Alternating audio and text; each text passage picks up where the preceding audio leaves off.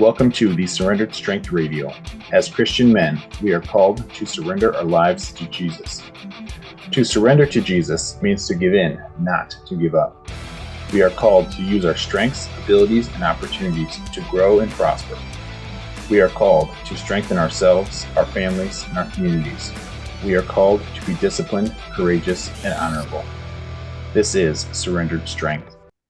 What's up, brothers and sisters in Christ? Welcome back to another episode of the Surrendered Strength Radio. I'm your host, Nylan Lansing, and today I'm honored to have Coach Tim Rulo on as a guest. And Tim and I met about 2015-16. Our dates are kind of lost in translation, but we met at a football clinic as I was coaching football back then. And really, Tim, it was kind of a meeting by chance. I had an opportunity to go to whatever clinic I wanted to during that session, and I happened to go to yours, and there was something that you said that really resonated with me, and I don't typically, go out of my way to meet people, but for some reason I went down and introduced myself, and the rest is history. So before we get into too much of that, why don't you give me or give the audience just a history and then background of who you are and what you're up to now. Gosh, yeah. Well, we'll try to keep it brief, right? As you get older, these can take longer. But yeah, so first off, Don, thank you so much for having me. It's an honor, and I really appreciate kind of, the genesis of our friendship back at that clinic in Chicago, and just kind of how it's carried through, and your willingness to keep going when you came down to Columbia. And we hung out to listen to, I think it was Joe Ehrman speak. Yep. Right. And so again, it's been amazing. But anyway, so yeah, born and raised in St. Louis, in 1980, an opportunity to go to a parochial school there, Lutheran High School South. Really appreciate my parochial education for many reasons. But one of those, I got to play for football for a gentleman named Coach Art Hill, who was elected in the Hall of Fame there in Missouri. But it was an honor, definitely kind of a second father to me. Football is not a sport that I played until I got to high school.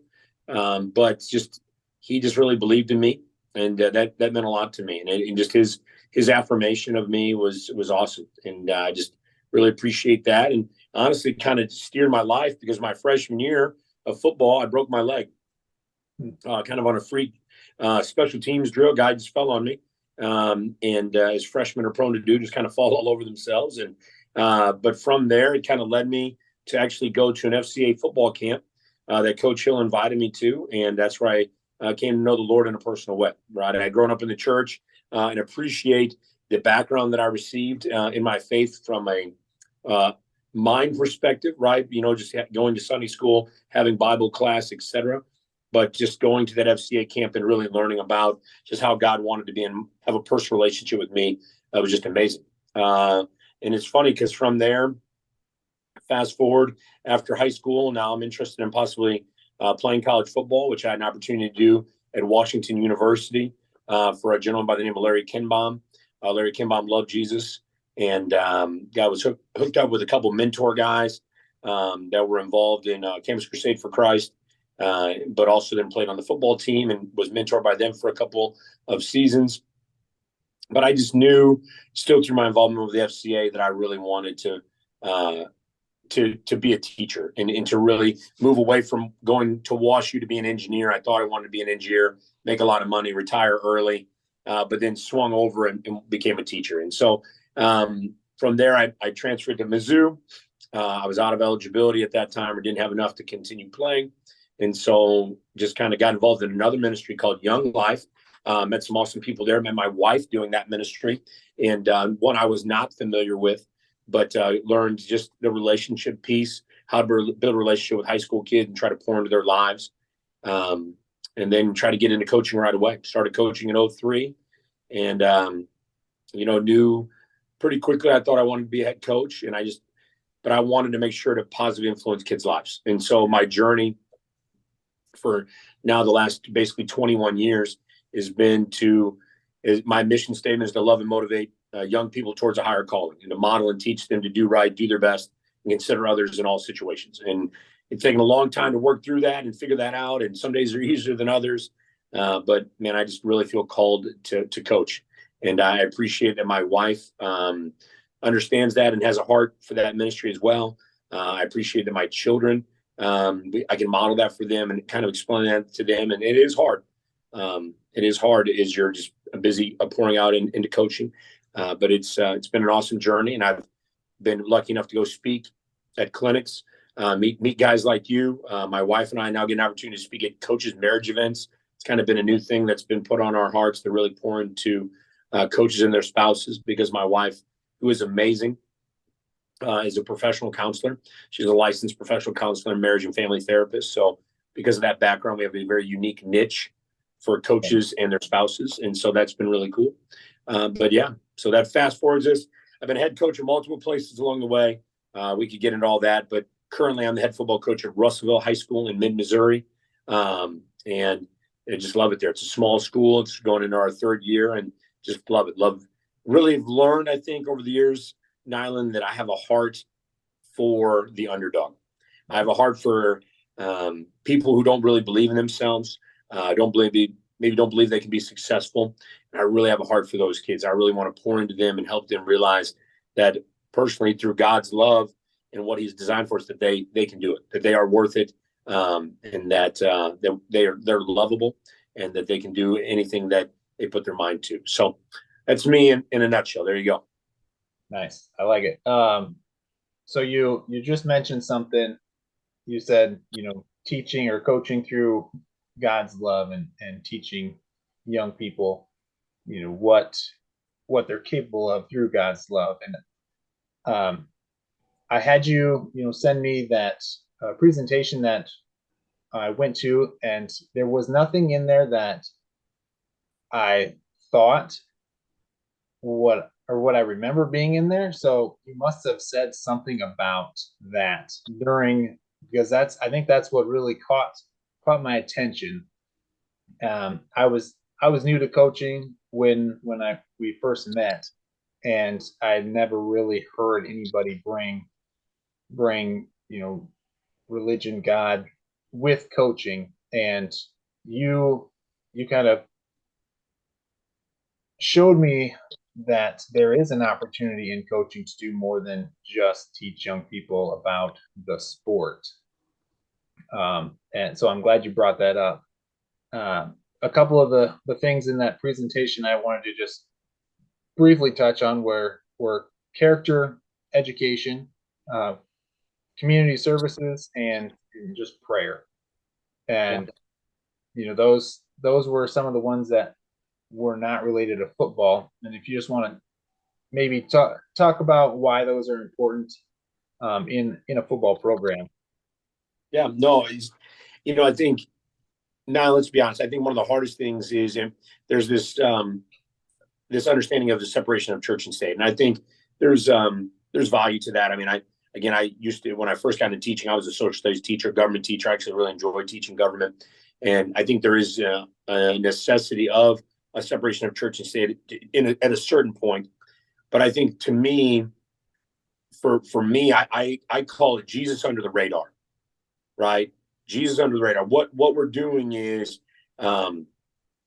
we want to be in a way that is unique enough and loving enough and different enough that people want to know why, right?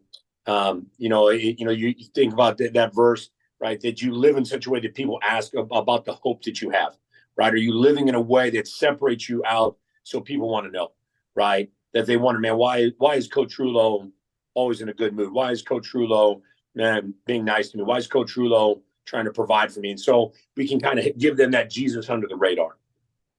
And that ties in perfectly with the character education, because again, right, the idea of character education is based on some idea of moral truth, right? That there's a moral truth, a right way to do things.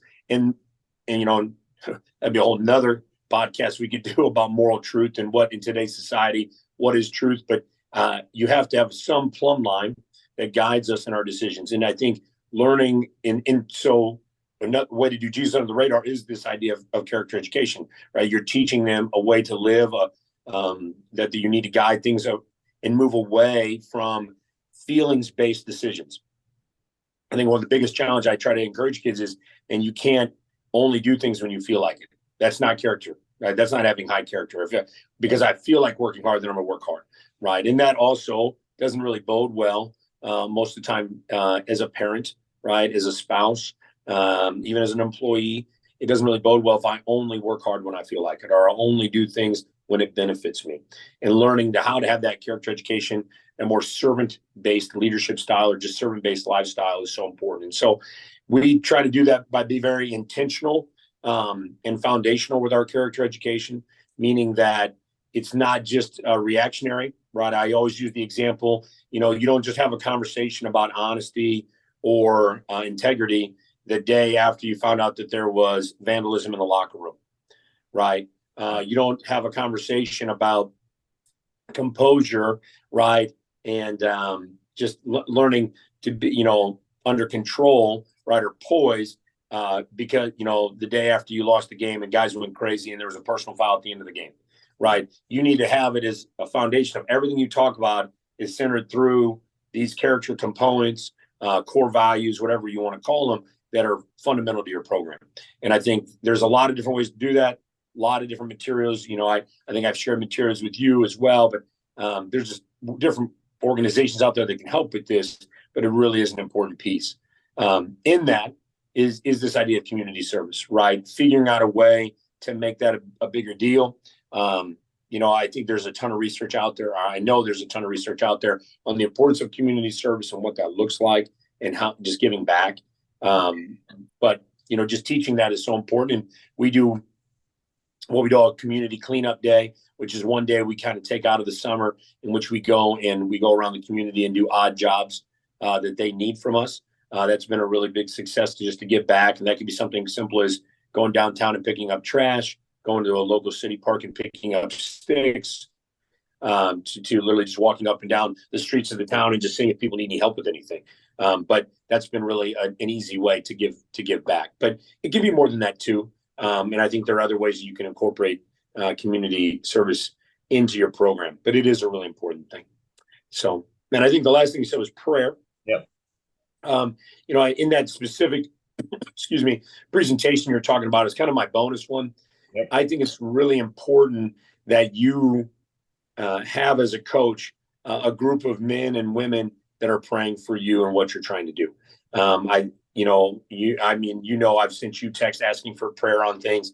They're just the power of prayer is one, supernatural and amazing and honestly unfathomable, right? That even what's really going on, but it is real. And I think just knowing that people are praying for you, praying specifically for things and just praying in general for the program, because again, we want to have an internal purpose. It's real easy for coach, no matter how dialed in you are to the bigger picture, to be concerned about that scoreboard. And again, I know, right? I've been let go of jobs that didn't go well because we didn't win enough games. And it can be really looming back there, right? If the scoreboard's not going the way you want. And so just that prayer, not only for the players, the community, safety, protection, but also just even for my heart, for my children, for my wife, just that we're praying and covering and saturating everything that we're trying to do in prayer. Because you can never pray enough, right? I mean, again, literally pray continually, right? It is a verse in the Bible in Thessalonians. So, I mean, it's just one of those things that is so important. Absolutely. And you mentioned you send me prayer requests and I know I'm able to send you prayer requests. And that's honestly been something that's been huge in the past, even couple months, to even just know that I have people that are there that I can send prayer requests to, because you're right. I mean, that's huge. And when you're in charge of a team or even a business or whatever group, to have those prayers I agree is huge and important. Yeah, amen. And so, and again, if any type of, it doesn't even matter if you're a leader or not, but just how important it is that you just pause and just to lift up what is going to happen, whether it's a meeting, a practice, a day of work. It doesn't matter. Just, again, I think God really desires that we learn to give everything to him so we can trust. And that's hard. And I really struggle with that. And it's funny because I was just talking to someone else about this. Like I feel like I've learned a lot, but I still am such an infant in my thinking sometimes. Yeah. Right. And even more so, one of the things I know that I personally struggle with is that there is no such thing as a prosperity gospel in coaching. Right. And I think coaches typically have a tendency, because we work really hard, right? We probably worked really hard, maybe as an athlete even. And so we think that that's going to somehow bode well that we're going to now win games. And that isn't true. And that's really hard that and again, even then when you get your faith behind it, well, gosh, God, I'm working really hard. I'm really pulling for these kids. Can you please help us out? And again, maybe he will, maybe in the way we want, maybe he won't in the way we want. But again, he knows best. And there's just such a trust that I have to be willing to give, man, my desires to the foot of his cross. And he's going to work out what's best for not only me, but for every player, for the community at large, for the other team, even, what's best for their program. And that's, one, it's just mind boggling, right? That, that we're so close to the tapestry of life that we don't really get to understand it and see it.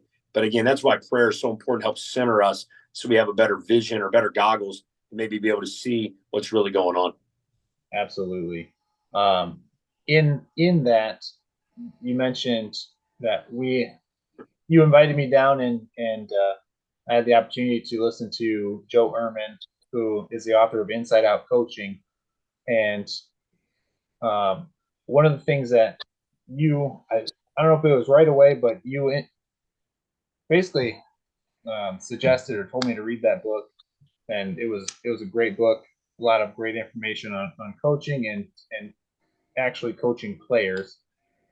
But taking some of the information that is there, one of the big things that I learned, and I was actually going through the book the other day again, is coaching kids or loving the athletes as people before athletes, or instead of them just as athletes. And this carries over not only into coaching, but as you mentioned, praying for maybe it's the other team or your spouses, your players, and not necessarily praying to win games, but for success in the long run. And one of the things that I know you do, and I've seen other coaches do it, is just keeping track of, or not keeping track, but keeping in touch with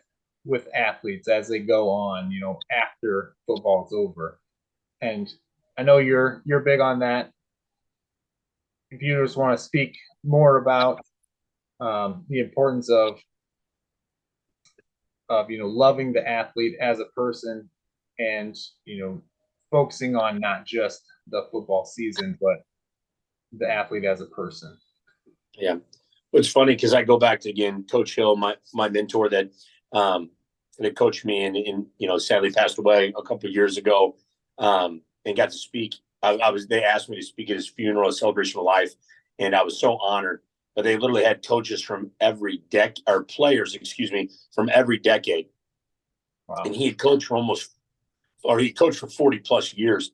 And so it was just amazing to hear these couple players, I apologize, speaking from different times and just seeing the impact that coaches can make when you decide to be what I would call, and what you're referring to, is this idea of transformational instead of transactional, right? And that's, again, going back to what Joe Ehrmann talked about, but this idea that we have an opportunity to look at these players as people first, not as more of the business model of what are they doing for me, right? Or as a widget, or, something that's going to serve a purpose, but if it's broken or it's not doing what I want, I remove it and I just grab a different one.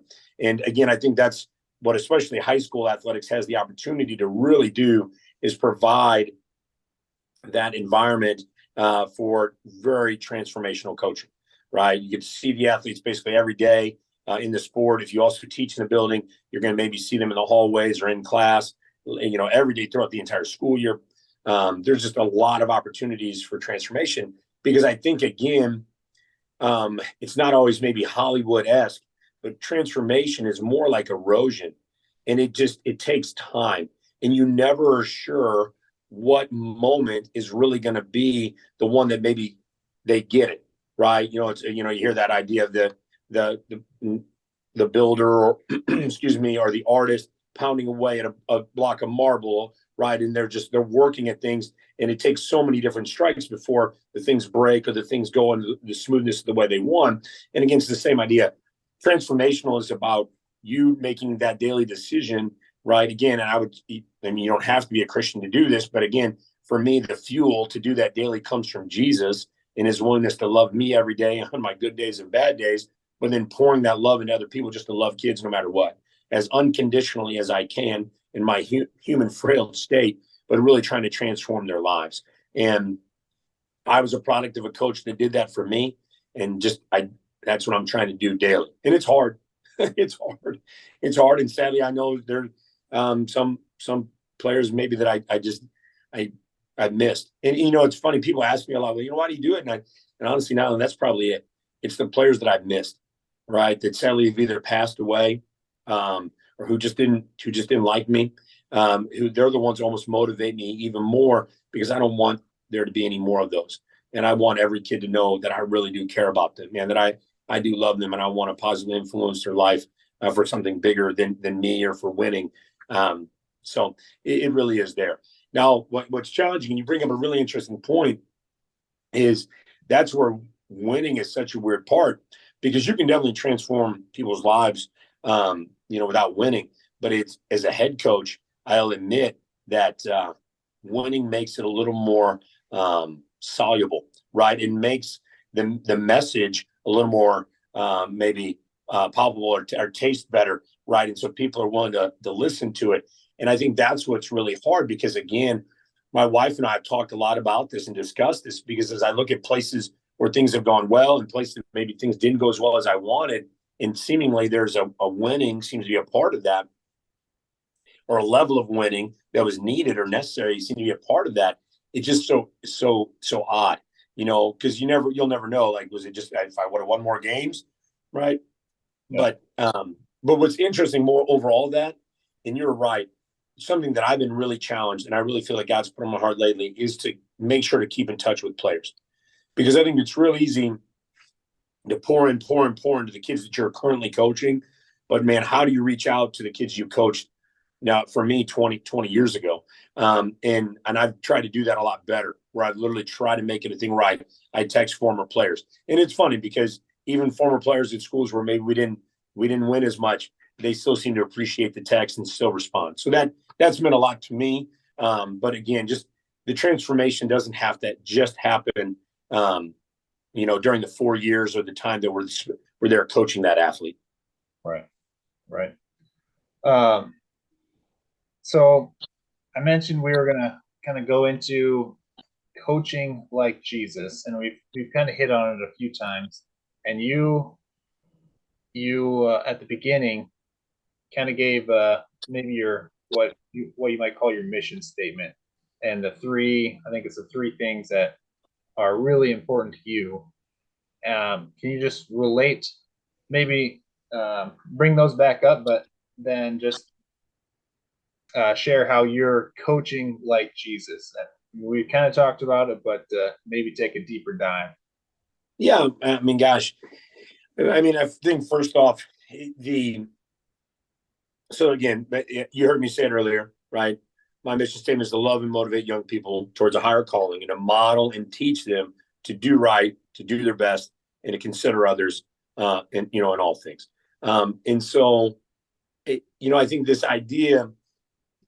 So, where I got that from, right, was going to FCA camps and different events over the years and reading books like Season of Life, Inside Out Coaching, and different things, and trying to really push that together and work through that. Yep. I also, after my first 4 years of teaching and coaching, I actually went back to school. I took a year off of teaching, and I went back to school just so I could work on getting a master's degree. But also, I just wanted to do a deeper dive into how to motivate kids and how to really work with them. And that's when I started working on this mission statement. And then I went back later and got another master's degree online, even more in something called positive coaching, which is through the University of Missouri. It was really good for me because, again, it was centered around books like Season of Life, Inside Out Coaching, and many other books that really talk more about a transformational style, a positive style of coaching. And so that was really good. But let's be honest, that doesn't have to be Jesus, right? And so I think how Jesus kind of comes into play, or coaching like Jesus, like you mentioned, to me, I think first off, it has to be relationship based. You know, you have to look at, or I look at, how Jesus then spent time, not only with his disciples, right, but with the 70 to 100 other people that seemed to be around him during his time of ministry. Those 3 years at the end of his life. And I think, to me, that's it. You have to be willing to spend time and be around people and get to know them. And I think that's one of the main things. And I really encourage that on my assistant coaches. Like, you have to create relationships, talk to kids about things outside of your sport. You have to be able to build relationships with them. Because, again, not that Jesus couldn't, because there are many examples where he had an interaction with the rich young ruler, or, the lady who at the well, the Samaritan lady at the well, where he seemed to have this moment where it's really powerful. But again, a lot of the main, interactions, or the main impact of his ministry was through those disciples, through the people he's seen him ministering to. And honestly, I think what separates Christianity so amazingly is, again, Jesus died, is resurrected, and then from there, those people who are seemingly uneducated, are not the elite, the religious elite, go out and change the world, right? And so I think that happens because there was such a huge, amazing relationship with this person, Jesus. And so for me as a coach, I have to build a relationship with players. I think secondly, you have to model the behaviors that you're asking, right? I think Jesus could have easily said one thing and then did something else. But he modeled those behaviors. He lived them out. Now, he did it perfectly. I do not, right? I know I don't. But I think the idea is you have to sit there and try to do your best to model the behaviors you're requiring, right? Whether, again, it is working hard, whether it is considering others, whether it is doing your best, whatever. But again, you have to model these behaviors that you think are important on a daily basis. And I try. And it's funny because once I had started working through my mission statement, I actually, for 2, maybe 3 years, I can't remember now, I actually would give it to some of my players and ask them to give me feedback on it. Like, was I actually living it out? Yeah. And it was really interesting to get some of their feedback on things that I could do better, right? Which was hard, right? That's, they didn't say, hey, you're perfect, Coach Rulo. They gave me some things that I needed to do better. And I appreciated that. And so, again, to me, though, the more I can model that behavior and help them see that is it. And then for me, I think, thirdly, I kind of mentioned this earlier too, I think it's so important. Jesus did an amazing job of not condemning, but speaking life into people. Yeah. And I think it's really hard. I think sometimes people see religion as condemnation, right? They see it as a way to make people feel bad. Yeah. And Jesus, oddly enough, the only people that Jesus made feel bad were, Pharisees, Sadducees, and religious leaders. And right, he really had an amazing way to show a ton of grace, mercy, and love towards the so-called bad people. And I think for us, like, that's the thing. You just have to speak life, and speak life as a coach. Speak life into these kids. Provide them hope, right? And or do these kids have hope, man? And do they feel more hopeful when they're around me or around coaches or these people that are trying to coach like Jesus? And I think so. Those are kind of, I'd say, the 3 areas. Yes, providing, if there's a specific need, you provide, and other things. But I think if I can try to do those 3 things on a daily basis, man, I don't know. At the end of the day, I hope and pray that, Jesus is going to do a well done, good and faithful servant and say it. But but that's going to be it. I mean, that's the things that I'm trying to do to coach like Jesus. Absolutely. Love it. We are our time is dwindling down, but I want to just say that, you mentioned, anybody can be good at coaching and be successful without Jesus and without focusing on Jesus and the relationships, but there's absolutely a purpose, a more eternal purpose when we focus on Jesus. And I just want to say I appreciate that you have, done that and are living that out, and from way back when we first met to now. So I appreciate that, and I'll give you any final thoughts you'd like to share with the audience, and then we can wrap it up. Yeah, well, I mean, first off, now, and I just want to give you a big shout out. I've humbly had the opportunity to speak at a few clinics, right? And that's been a huge honor. And I've gotten a chance to speak literally almost all over the United States, which has been, I never would have guessed that, but every time at the end of every clinic, I always say, hey, I give my contact information. Yeah. And I bet maybe less than 10 people have ever really sat down and done some actual pursuing of more than hey, can you send me a copy of your PowerPoint? Yeah. Does that make sense? Yeah. I mean, maybe it's 15, but I know it's not a lot. And you did such an amazing job at that for us to keep in touch. For you to come down, literally travel down from Iowa to come there in 2015 to listen to Joe Ehrmann there in Columbia, Missouri. I know we were not in touch for a little while, but for us to get back into touch, and now we're speaking more regularly. That's a tribute to you, right? And I just wish more people would take the time to pursue those types of relationships, right? Whatever you want to call it, friendships, mentor, mentee, iron sharpens iron, whatever you want to call them. It doesn't matter. But man, just pursue those relationships. And I didn't always do a great job of that myself when I was younger. But I just, again, am so blown away with your willingness to do that. And again, hats off to you for that. Because again, I know now as I'm getting older, like I just want to help coaches out. Yep. Right. I had another gentleman, a teacher actually named Dr. Pye, was one of my teachers in college. And he was an awesome teacher. And he was a principal at the time, maybe working his way up to become like a superintendent. But he was a phenomenal teacher. And I was blown away. And I remember going to meeting with him during one of his office hours. And I was like, Dr. Pye, why did you stop being a teacher? Like, man, you had to be a stud teacher. Like you had to be impacting kids left and right. Why'd you go being a principal? Why'd you go be an administrator? And he said, because he knew he could cast a bigger or wider net if he could positively influence teachers so they could go and influence more and impact more kids. Yeah. And that really struck me. And so now as I've gotten older, I realized, man, I just want to really positively influence and speak life into coaches. Right. And that's where my heart has changed more as I've gotten older. Right now, I just really want to help coaches out. Not because I know everything. Gosh, no, I don't know everything. I make mistakes all the time. I made mistakes today in practice.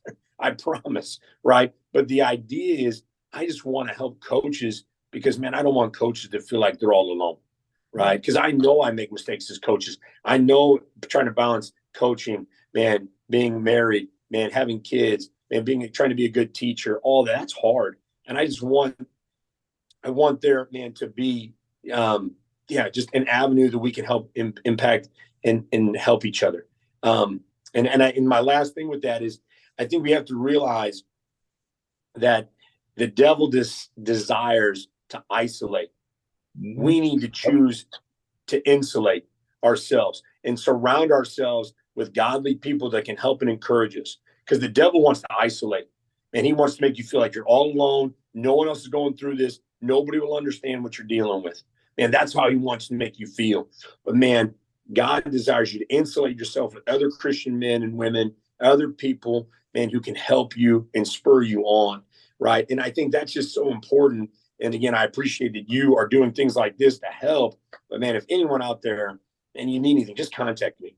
Man, just contact me, contact Nine. There are people out there who want to help, encourage, mentor, whatever you want to call it. It doesn't matter. We don't have to give it a name. But man, let's just help each other, right? Let's just help each other and have conversations and talk. And I love helping people, and I want to help people. And I guess if I have anything to offer, I guess. But again, I mean, at least I can pray for you and encourage you, and again, just tell you or listen while you tell me more about what you're doing. So again, I thank you, Naim, for this opportunity. It's been awesome.